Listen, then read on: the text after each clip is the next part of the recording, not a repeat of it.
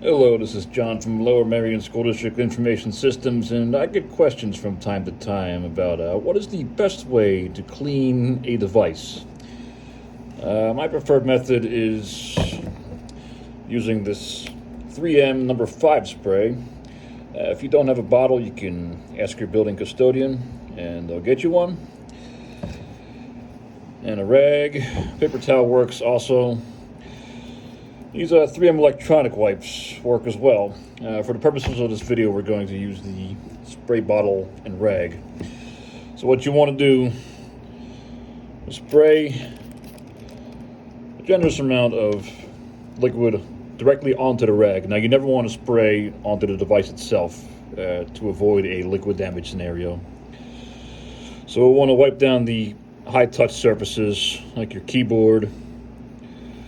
Wipe the keys gently, and also your touch screen. Now you can turn the Chromebook off for a better view of the screen so you can see where your fingerprints are and focus on those areas.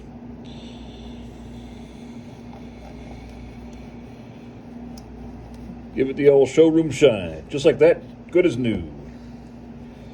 And you can also do the top cover, sides, and the underside as well, and you should be all set.